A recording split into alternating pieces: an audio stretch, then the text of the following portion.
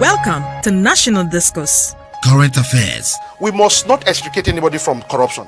If any one of them is found wanting, the due course and the law must take its course. Nation building. Administration is slightly different from the last one in the fight against corruption. We need to really task our leaders, who are the religious leaders, from the emir, from the bishops, from whoever they can. Some of our village markets, there are people, they call them in Hausa Nakama. They are like Agberu in the markets. Whatever anything is not useful to you is not important to you. Politics. What happened in Benue might be political. It still has an undertone, not political, dated way back. If you follow history. It's interactive. Not part of Nigeria. Okay. And it will not be good for us. When they gather their people, they tell them, these Hausa people are your enemies. When the Hausas gather together, they tell them, these Igbo people are your enemies. When the Yoruba people gather together, they say the same thing. Who are we? We are just from the background. And today we are here in TSTV. And that is why we must propagate our own. National Discourse. Weekdays on NCTV.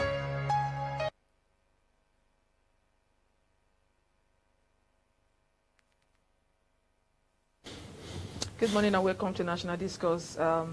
Today, beautiful Thursday morning. And today we are looking at the legal perspective of Nigerian polity, or the Nigerian politics, the legal angle of it. And I have someone in the studio with me who will do justice to this. But before then, we'll go for a short break, and when we come back, we introduce him. I still remain Uche Uduma. Please stay with us. Welcome to National Discourse. Current affairs. We must not extricate anybody from corruption. If any one of them is found wanting, the due course and the law must take its course. Nation building. Administration is slightly different from the last one in the fight against corruption. We need to really task our leaders, who are the religious leaders, from the emir, from the bishops, from whoever they can. Some of our village markets, there are people, they call them in Hausa Nakama.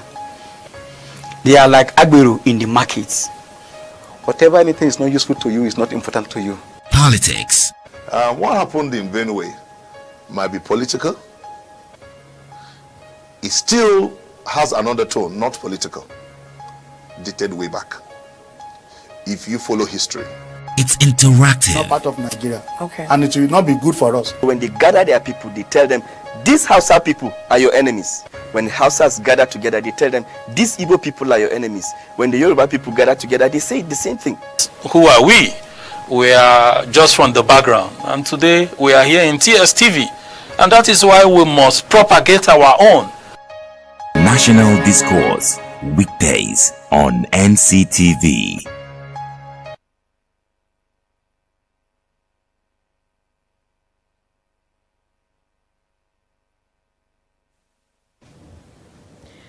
All right, welcome back from that short break. Like I told you before we went for a break, we are looking at Nigerian politics, the legal angle or the legal perspective to it. So we want you to lend your voice. Our social media handle is running across the screen, and our number will be up where you can call us up, and the guest will answer your questions or you will take a contribution as it may be. And straight on, I have Barrister Victor Omar in the studio. Good morning, sir, and welcome to this program. Good morning. Like, it's been a Good morning, long time you Nigeria. visited.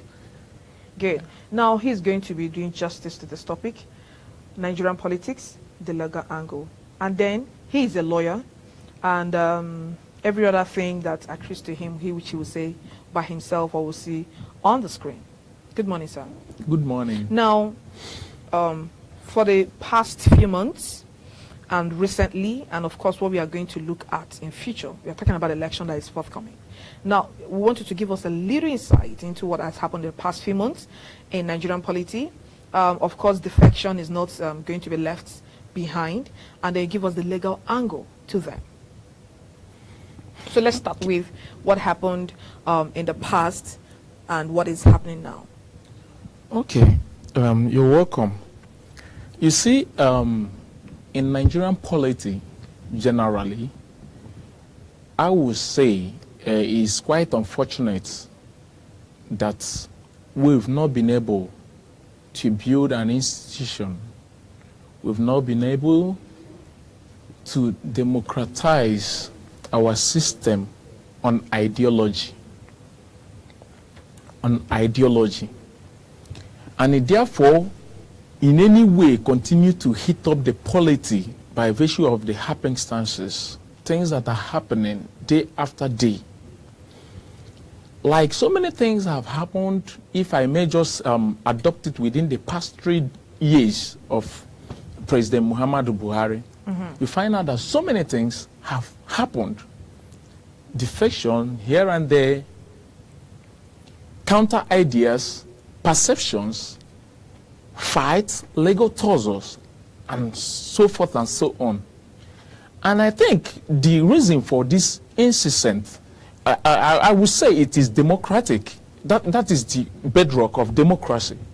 The ability to move from one party to the other, and also the ability to air your views the way, if you don't actually accept that things are not going right where you belong, you choose another platform to see that things are just hold on. Since we are talking about Yes. defection now, I think Yes. we just have to, X-ray it. Now, looking at defection, I know there's a constitutional provision, like a condition precedent upon which people can defect to other parties. Now, that condition, I know most people don't know, but looking at that condition set out in the Constitution and the kind of defection we are seeing, especially lately, does it confirm with the constitutional provision? You see, there is no express constitutional provision regarding defection. Defection is simply a democratic setting as enshrined. It derives its power from the freedom of association as enshrined in the Constitution of the Federal Republic of Nigeria. Okay. That's where it is drawing its inference from. Understand? You have the right to join any association. You have the right to opt and say, oh, I'm no longer interested, and join another platform. But nevertheless, Electoral Act is also there, understand, to set a balance as an overview to the means of doing all these acts, so that it will not appear, because the way you look at our system, this person defects today, this person fails to defect tomorrow. That is why I said we have not built our polity based on ideology. Understand? You see people, somebody could just stay because of the fact that your interest is not being protected monetarily, probably by contract or by appointment. You want to defect because you do not share an ideology, understand, of a particular movement. Assuming you share an ideology of a particular movement, you will understand that, yes, because of the fact that I have not actually in any way been incorporated to do certain things in this particular platform, I should remain here because I don't share the same ideology with the other political party. So it is a democratic, understand, position that you can defect, but there is nothing wrong with it. But where we seem to have a little check to this issue of defection is those that are in the National Assembly. Okay. As a governor, you may choose to defect as much as you can. Are you saying there's no condition precedent upon you for you to wake up and defect? Like, I think there's a provision that states that before you defect from one party to another, there is this unresolved conflict. No. That is what I was coming to. It is only restrictive to the National Assembly. Yeah. It's only restrictive. As somebody who is there as a governor, you may choose to, in any way, defect and redefect. It doesn't concern anybody. Now, does that say well about our political sphere? It doesn't at all. Because it doesn't. Now, Nigeria is is believed to be a democratic setting, or we are supposed to be running democracy, or we are running democratic system of government. Right now, like, I will bring your mind back to what is happening now. We have Saraki, we have Kwankwaso and all that. These were PDP members ab initio, right? Now they defected to APC, where the light was shining very, green and all that. Now they are coming back to PDP. Now, if PDP does not favor them, let's say the primaries doesn't favor them, we are still looking at the likelihood of them defecting to another party. Does it not cause obstruction to a democratic setting? It boils down to what I'm saying, because there is no ideology in the polity. All we are talking about in Nigerian politics is, where do I have my share? Where do I have my good share? My good share in terms of appointment, my good share in terms of the finances, my good share in terms of looting. None of us talks about the ideology behind a particular political group. We are supposed to be moved by an ideology. Like if you look at the Democrats, if you look at other political platforms they have, like in the US, if I may draw inference, you find out that these are people that have built on ideology for a very long time. And for you to queue in, you must have understand in any way subjected yourself to the same ideology. You cannot, because of a mere quagmire or mere disputes in the particular political party, you want to run to another party. Definitely, it doesn't speak well. Okay, now it makes caricature of our politics. Good. Now, coming from the legal angle, now, what do you think is going to be the panacea to this? What do you think is going to curb this? Because it's actually a menace and it's eating deep into the fabrics of our democracy. When people keep jumping from one party to another, you know, by the time you move to this party, you are going with the party ideology you've gotten from this party to the other party, and it makes I don't want to use a wrong word, but it doesn't really speak good about our democracy. And most times, it gives our party formations a very weak link. Right now, I jump from PDP to APC. I am moving with the ideology of PDP to APC. The only thing that changed is just the party. The personality inside Still have not remains. changed. So, what from the legal angle? What do you think? I don't want to ask if the constitution, there was a lacuna in the provision or whatever, or he failed to provide for it. But what do you think from the legal angle could be the solution to this? It's just sensitization. Of politicians? Sensitization of politicians. And not just politicians, even we, the citizens. Let's build our mindset on the ground of who do we want to vote. How do we see this person? How do we see this person? Is this person competent? It doesn't matter about the platform.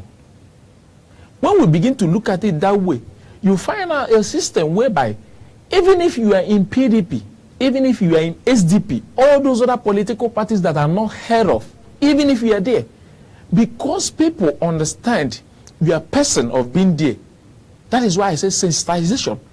People will still cast their mandate to you. You see, like in Nigeria, ironically, what we have is just a two-party system. Sure, but ironically, again, we have 91 parties that registered for this election, and honestly, I don't know how we intend to handle it. But we'll go for a short break, and when we come back, we'll be looking at, from the legal perspective yet, how do we handle 91 parties registered? Are we going to have the same platform? Are we going to have the same recognizance across 91 parties? But that will be when we come back from the break. Please stay with us. Welcome to National Discourse. Current affairs. We must not extricate anybody from corruption. If any one of them is found wanting, the due course and the law must take its course. Nation building. Administration is slightly different from the last one in the fight against corruption. We need to really task our leaders, who are the religious leaders, from the emir, from the bishops, from whoever they can. Some of our village markets, there are people, they call them in Hausa yang nakama. They are like agberu in the markets. Whatever anything is not useful to you is not important to you. Politics. What happened in Benue might be political. It still has an undertone, not political, dated way back. If you follow history. It's interactive. Not part of Nigeria. Okay. And it will not be good for us. When they gather their people, they tell them, these Hausa people are your enemies. When the Hausas gather together, they tell them, these Igbo people are your enemies. When the Yoruba people gather together, they say the same thing. Who are we? We are just from the background. And today we are here in TSTV. And that is why we must propagate our own. National Discourse. Weekdays on NCTV.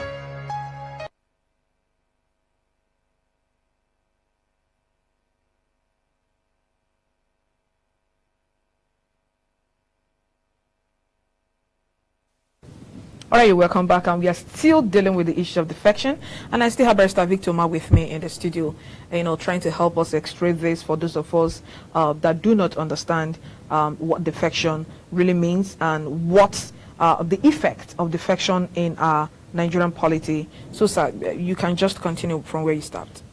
So, as I was saying, the thing there is sensitization.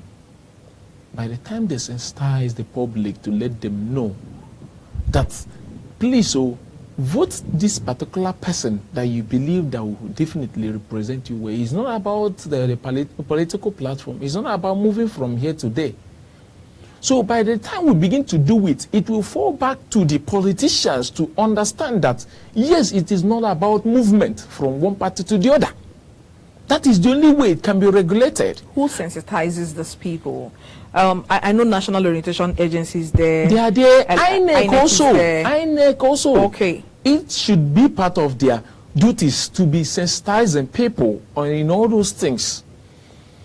So by the time they begin to do it, the politician will begin to understand that it is not about moving from one party to the other. I could be in one party and still get what I want. That is the only way, because we cannot go back to amend the constitution to remove that freedom of association. No. We cannot. We cannot. For the sake of this. And no other law can be made, even if we call it subsidiary, that will in any way to that extent conflict with the constitution. To that extent will become null and void. All right. Now, the little provision we have regarding defection, you say is restrictive to National Assembly. Yes. And there's no way it can spread out to other people, like a gubernatorial aspirant, and then you still talk about the Senate.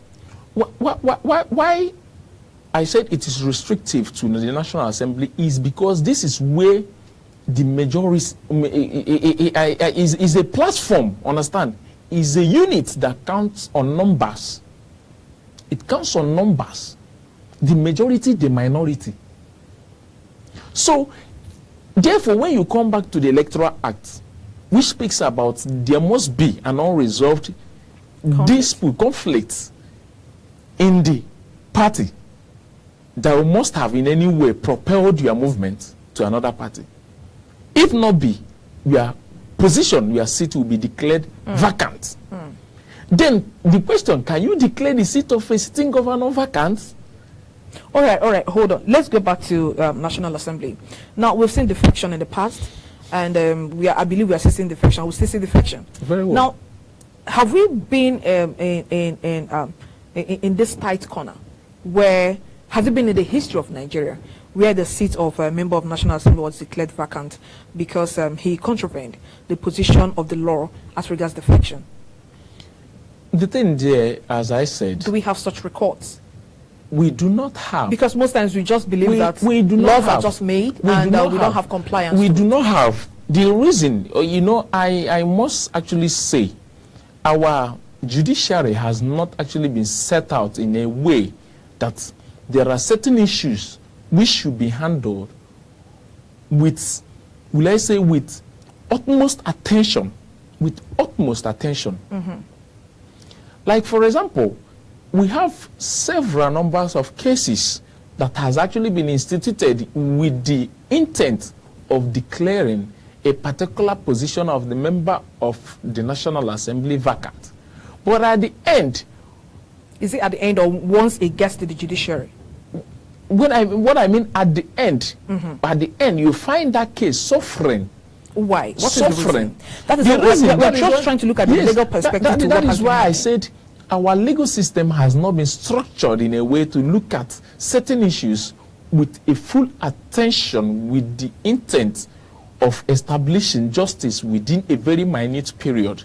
Like, for example, most of these things, most of these issues, when it gets to court, you see the learned six, the senior advocate of Nigeria, coming to canvass arguments, to raise applications from one court to the other. from one court to the other. And that causes delay. At the end, delay will frustrate it. Delay will frustrate. At the end, nobody will even want to, instead of you focusing on what people have actually elected you for, which is the good representation, then you begin to fall and start chasing a shadow of a different thing, which is not what you are meant to be. So that is where the problem lies. At the end, you find out 4 years, 5 years, 6 years. Then you ask yourself, what makes up a tenure? So these are the things. So some of them, when they look at it, the political party, they will say, oh, let just better be. Let it just be. Let's go ahead to see how we can incite others, to see how we can lure them and woo them across on our own part and nothing else. No time to go to court. So you're trying to agree with the populace that majority of the problem lies with the judiciary? It does not lie with the judiciary. The judiciary, from the explanation you've been giving us now, it does not lie on the judiciary, because I said that the system, it is the system. Which of the system? Not the democratic system? No, it is the system. I mean, the kind of structure we have in the country. Like what I mean by the structure. When you go to court, for example, there are certain, ordinarily, all these electoral matters are issues that are not supposed to be going to the general courts. Where you bring issue of divorce, you bring, matrimonial issues, you bring tenancy issues, you bring all manner of commercial, civil, any criminal in the same court. So you're saying that because the court is congested? Yeah, congested. A lot of labor, a lot of work. That is what. So when these applications are made, when arguments are canvassed, that is when you begin to see that long adjournment in order for the judge to sit in long hands and write all these rulings, all these judgments. In so doing, it continues to delay, continuous lingering of this particular case, and thereby suffering at the end. You just mentioned something that each time I remember it, it just strikes my mind. As big as Nigeria is, and as e-world as people have moved on, our court system still deals with manual writing. Very well. Good. So I just wanted to talk about that. We'll still come back to looking at, because all these are there are issues that pile up to causing delays in the matters, or most matters that come to the court. Very well. Now, if there are conditions where a House of Assembly member should defect, and when he contravenes the law, he's supposed to be, the law is supposed to follow his due course. His seat is supposed to be with immediate effect. Good. Now, when these things are brought to the court, because of congestion, according to what you said, right? Now, it frustrates the efforts, to following the law. And we are talking about the rule of law that should be above every other law. Now, manual writing in the court constitutes delay, which affects most of these matters. Why are we still dwelling in such system in our court? This is Nigeria. I think we should ask our leaders, because that's where the problem lies. That is why I said it is not the judiciary, because the judiciary, they are not the first arm.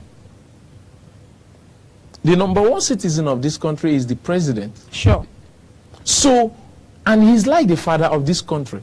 So for every responsibility, he should be accountable for each and every question that arises from any issue concerning the judiciary. Okay, now we have the executive, we have the legislative, and we have the judiciary. And the three tiers of government, they all have their separate duties. And then there is always a point of meeting called checks and balances. Very good. Well. Now, when a particular arm is suffering from certain setbacks, are they supposed to fold their hands and wait for the executive to step in and respond? Ordinarily, because the courts ordinarily is a collective term. For example, excuse me. Sorry. For example, when you talk about budgeting, you go to some courts, you will be surprised that some courts, if you file a case, you have to be the one to go and look for 5 jackets. For a file to be opened for your case that you've paid the necessary fees that you filed. Ordinarily, when you pay the necessary fees, you get your hands off. but you still be the one to go and pay for the 5 jackets. In some courts you go, you apply for a certified true copy of a document. You will also be the one to mobilize for them to go out there and use the stationaries outside in order to give you a result. Because of what?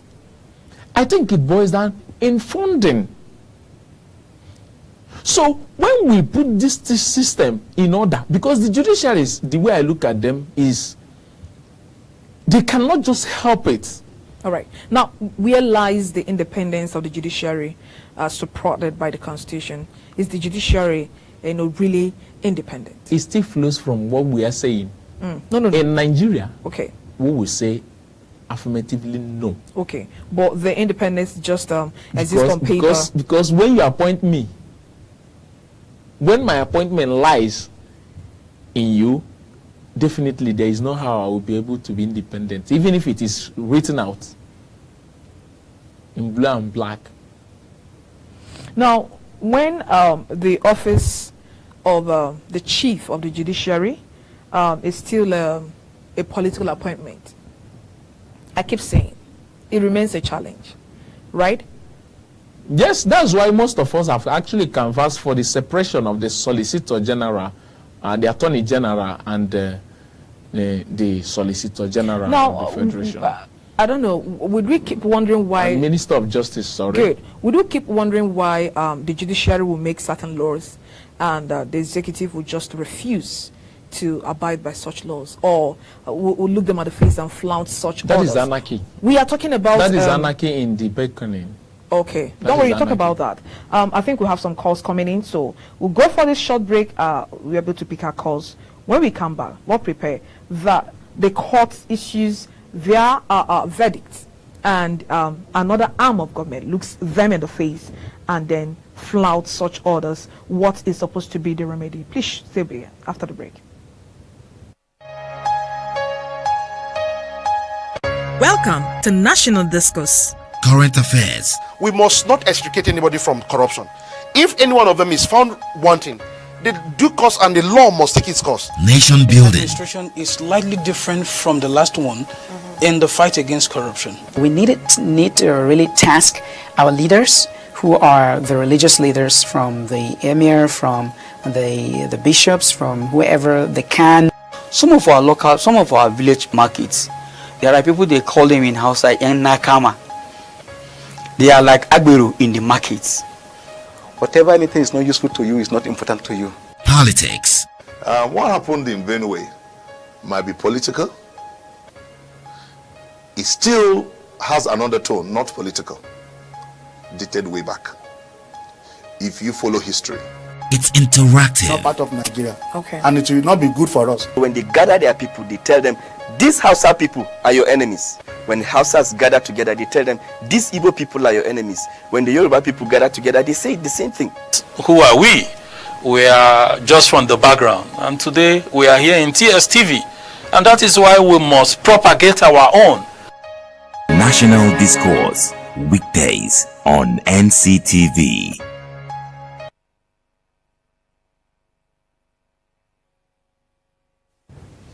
All right, so welcome back from that short break. We are still looking at Nigerian politics and the legal perspective to it. And from defection, we actually went into a matter that affects the judicial arm of government. We've been talking about delay, what causes delays in the court. And of course, one of it is that the court still uses manual system to write. I mean, you can imagine the workload in a court, and for someone to sit and use his pen to take all the judgments and everything is alarming. And then from there we went into why the judiciary would be able to give out verdict and the executive launch such orders in a democratic setup, where you have separation of powers and when you have all arms, what they're supposed to do. And most times these verdicts come from the apex court, the Supreme Court, which is supposed to be the final bust-up, and the executive looks them in the face and, go ahead with whatever thing they want to do. Why do we keep having such problem? And what do you think is the solution to it? Because anyhow you want to look at it, it still goes back to affect Nigerian politics. Very well. I think there was a statement you made that most times these verdicts come from the apex court. it does not matter the court. Even if it's just a court customarily constituted, for the fact it is recognized by the Constitution as an arm flowing from the judiciary, any order made from that particular court becomes a law. That's what we do not know. Why I actually said apex court is because if it comes from any other court, it's still subject to appeal. You could say they are doing it because you want to go for appeal. But within the period of that order, it is said that he who comes to equity must come with clean hands. Equity and must come with clean hands. Now, you want to flaunt an order, and remember, some of these orders are declaratory. Some of them are restrictive or to restrain somebody from doing a particular act.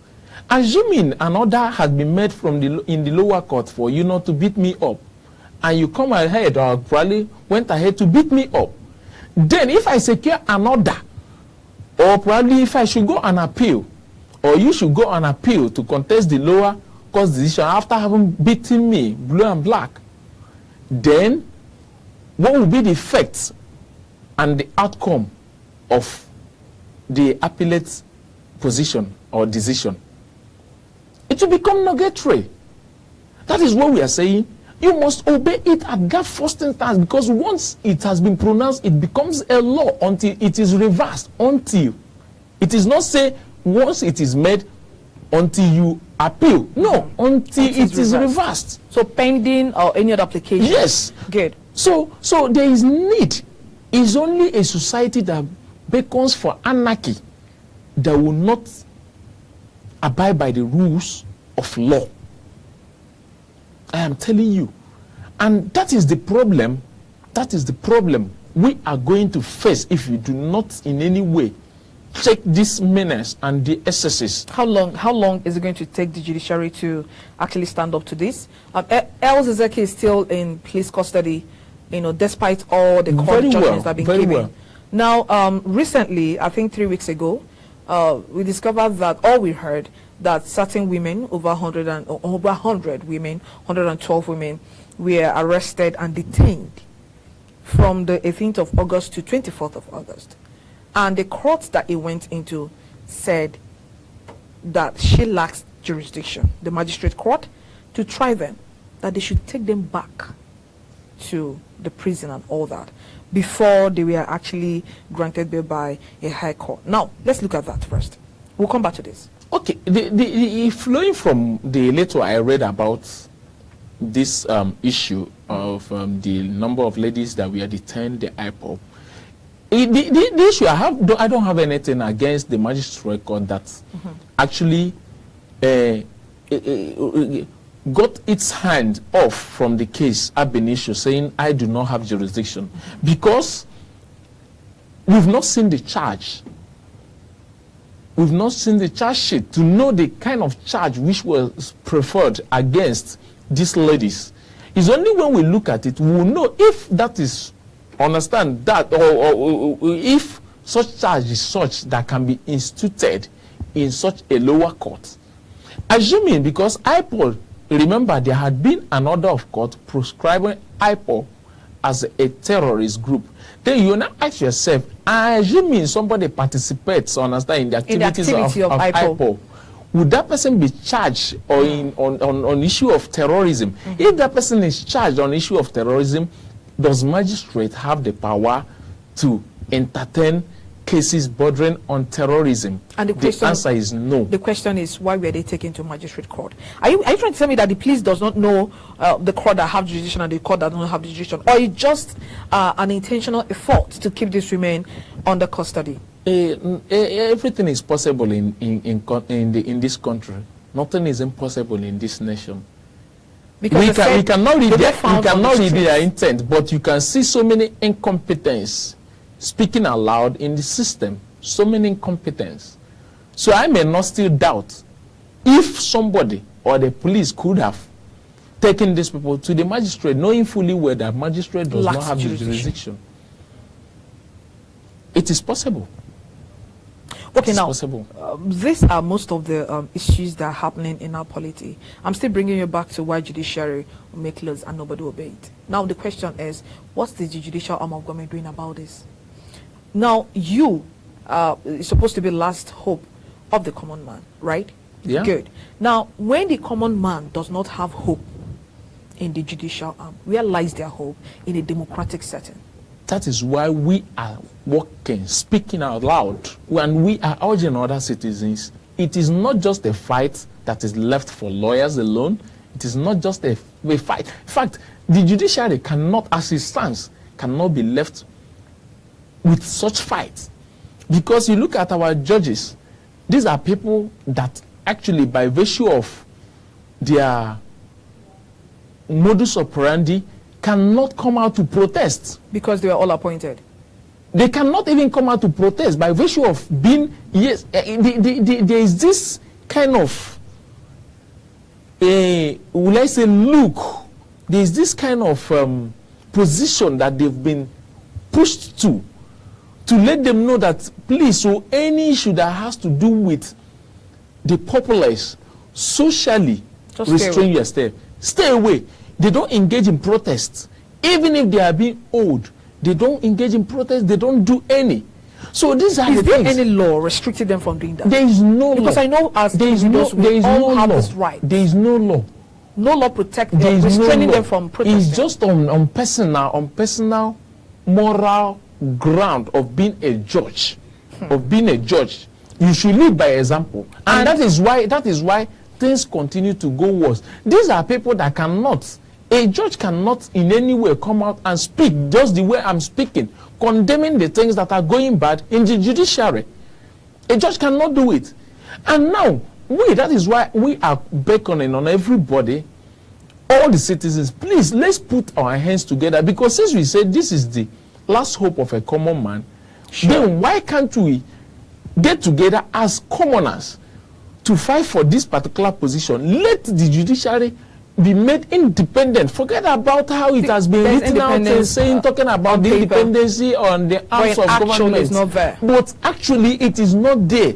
Okay. When a judge of a state is still being appointed by the governor, you will be appointed, although we stay subject to approval of the NJC and the National Assembly ratification. But the question you ask yourself: had there ever been anybody who that was the governor declared interest on and was disapproved? The outright answer is no. You can't wake up and bite the finger. So yes. So now, assuming there have actually been some that we are disapproved. The question there is that those that we approved, could you appoint me as a judge and tomorrow you have your matter before me? Oh, by the way, we say nemo judes in cassesua. You can be a judge in your own case, but you cannot appoint me as a judge and tomorrow your case will be before me. I will disobey. Then I will disobey you. I want to possible. play according to your role. And at the end, even if I make a contrary order, by virtue of that fiduciary which has been existing that led to you appointing me as a judge, definitely you may have the cause also to flaunt the order made by Victor, because you believe is it not ordinary Victor that you helped out yesterday. That's sitting down here discussing with me. All right. Remember, our number is on the screen. You can call. Sorry, we couldn't pick some calls that have entered into our phone because of some reasons. So you can call up now and lend your voice in this, and of course put a question across to Barrister Victor. He'll be here to attend to it. Now, looking at the whole of this, I don't want to ask again if there is lacuna in our law. No. Now, what is the way forward? Is there no way that there could be an amendment or an addendum or something that will bring up a law, restricting the executive or any other arm of government from flouting the laws of the court, flouting the laws coming from the judicial arm of government? You see, that is why I said our polity is not built on ideology. If I may borrow leave from South Africa, there is this Senator Malema, Julius Malema. Julius Malema single-handedly led to the impeachment, to the resignation or impeachment rather of Jacob Zuma. I remembered one video, if I was on one of the videos on YouTube that I watched, where their president Jacob Zuma sitting, as a sitting president, he was invited before the parliament. When he got, Malema stood and said, Zuma cannot speak in these hollow chambers. The reason being that he is not holy, and that particular chambers is meant for holy people. That he has flaunted an order of court. He has violated laws, and for that reason he cannot speak there. That he should be walked out. And he insisted and stood on it. He refused for over 30 minutes. He was pleaded. In fact, at the time, the Senate president was joined on the same issue when she tried to intervene on behalf of Jacob Zuma as being the president or probably number 3 of the arm of government of the nation, number 3 citizen of the government. Then Malema said, no, it's because you've been compromised. And at the end, it was that same force that led to where these people are today. So the problem we have is the fact that the legislature has actually left that which belongs to the judiciary for the judiciary. That check is no longer there. There is no how a court could have made an order and Mr. President will look at the court and flaunt the order, and after flaunting it, the legislature will just keep quiet. They will not summon him. They will not summon him. They will not propose for his impeachment. They will not do anything, understand, to sanction, to cause a deterrent from other people now from doing it. I want to remind you that even the legislature or legislative arm of government, they've been having their own unfair share of our own democratic setup. Let's remember that a few weeks ago, some lawmakers were restrained from entering into their office. Let's remember again that some months ago, the symbol of authority of Nigerian democracy, the mess, was stolen from the legislative National Assembly. So look at all this. You are talking about them coming out to speak up for the judiciary. What happens to their own caucus? What happens to the legislative arm of government? What is going on there? That is where this checks and balances speaks loud. That is where it speaks loud. Assuming they do intervene when it has to do with the judiciary. So when is their matter? The judiciary when is their matter? Then they will run back to judiciary. What are you alleging we're practicing? Like, how do they put that in broken? Do me, I do you, or something? Like, the judicial arm of government could just sit and then watch things go wrong, because when it was their turn, they never came up to say anything or support them. Not just that. Not just that, because you remember the judiciary, they are not Father Christmas. It's only when you get to them, when you go to them, when you seek for a redress, that they will give you a redress. So how does the legislative arm of government operate? The legislative arm is actually a process whereby what they see in the system is what they speak out. Okay. That's what they canvass on. That is what they treat. No other thing. No other thing. And make laws. Because whatever they pronounce in that chamber becomes law. That is where they see to canvass the day-to-day running of this particular nation. But the judiciary is not that way. You must have to approach. They don't sit, you just approach them to say, please, look at this thing. That is why their own is the interpretation. You cannot go to say, please, look at this thing, interpret it for me, is it right? Without them intervening. So it's only when you run to them for that difficulty that they will be able to come in. But the legislature, they make the law. They make it. So when they look at something that is not going right, they will be the one to sit and say, please, let's make a law to prevent this thing by their pronouncement. That is how it is. I know the executives, their duty is to execute the law when it has been made. But they still forget that when these laws are made, understand, sometimes they be the one to flaunt it, because most of us have not really have that at the back of our mind that the judgment of the court is a law. Is it that they don't know, or they need to be reminded, or what? I mean, for the records, you're still practicing democracy. It is crystal clear that there's separation of powers, and it's crystal clear that these arms, they have their different duties. Forget about checks and balances is on one side. Very well. So are you saying that the executive arm of government needs to be reminded on daily basis? Or are you saying that at the point that the courts, pronounces judgments, they will add it in the judgment that executive, please, can you please obey this? Are you saying they don't know? They know. Because they flout these orders. They know. Are you saying they don't know that because these orders are supposed to be followed? We don't hold them responsible to account for their acts. That is where the problem lies. That was why. And how do we hold them? It's only for the legislature. That's what I'm saying. That is where we have our representatives. I have a representative who is like my mouthpiece there in the National Assembly. So for whatever that goes wrong, he should be able to speak the mind of the people he's representing. So they are representing us. So when these people flaunt these orders, it is their duty to call them, please come. Mr. President, why did you do that? Why did you do this? Then I make the necessary pronouncement to deter others from so doing it. It's so pathetic where we found ourselves in, that different arms of government would no longer be able to, do their duties. The principle of separation of power and checks and balances, I see it dropping down in our democracy. I'm not going to ask you how we can curb it, because it's been happening. It's been happening. Election is fast approaching. Next year is election. Now, we have 91 parties for now that have registered for this election. And it's very unfortunate our time is not on our side to deal with this, extensively. Now we have 91 parties that have registered for now. We don't know whether other parties will still register. And looking at the modus operandi of most of these parties, you discover that even the nomination form is very high.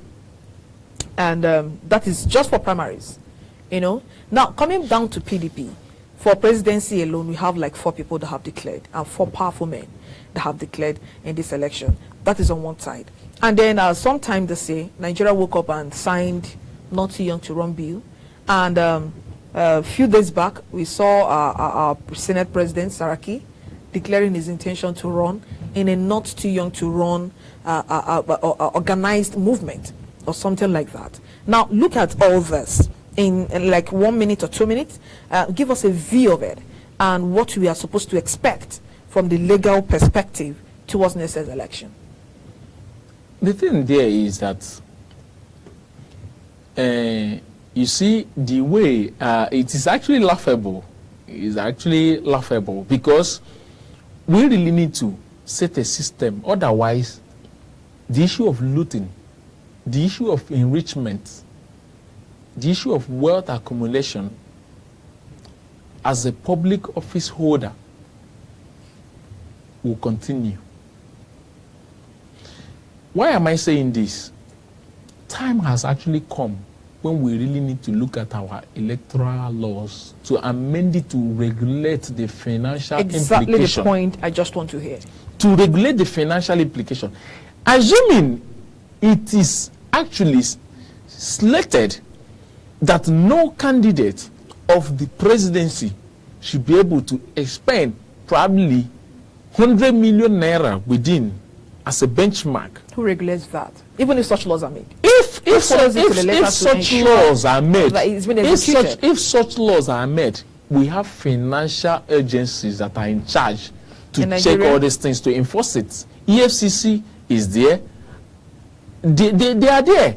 Oh. Then they will follow suit to make sure that these laws, understand, are given effect, are enforced. So when you do it, then it will fall back, it will rebound to the political parties on the level of their benchmark for their nomination forms. Okay. You can't fix it for 45 million when you are expecting somebody who is coming to do the general election at the cost of a budget of 100 million naira.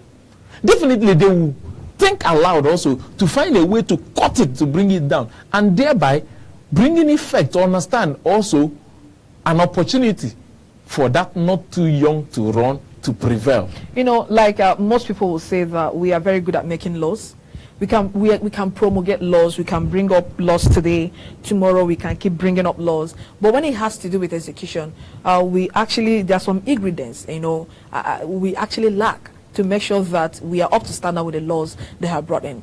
When you bring up such laws and you are very quick to sign it, not too young to run bill, and you don't create a platform that is suitable, palatable for the young ones to run, I don't know why such laws will be signed if we don't give effect to such laws. But we just have a minute to go, Barrister Victor. We wish to have you again, to continue from where we stopped. It's very unfortunate at times. Always be my privilege. Yeah, good. So I don't know what you can say to the populace, in 3 seconds. All I just have to say is 2019 is fast approaching. Please, there was bloodshed, bloodbath at the last election, chaos everywhere.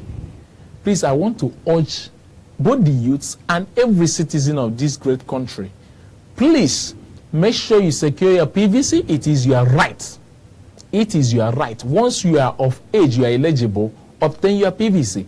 Make sure that you cast your mandate in 2019 for the candidate of your choice, not a political platform. Very, very important. Not political not platform. The party. Based on ideology, based on good representation, and based on one's capability. Forget about how wealthy the factory the person has, companies. That is not what makes a good governor.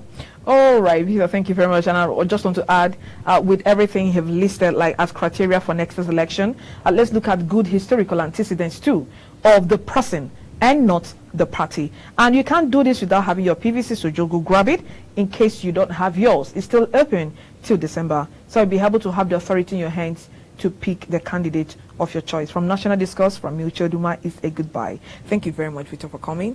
Hook up again for tomorrow. Sorry, unable to pick your calls today. Hook up again for tomorrow. We'll be able to deal with another matter tomorrow. Stay there.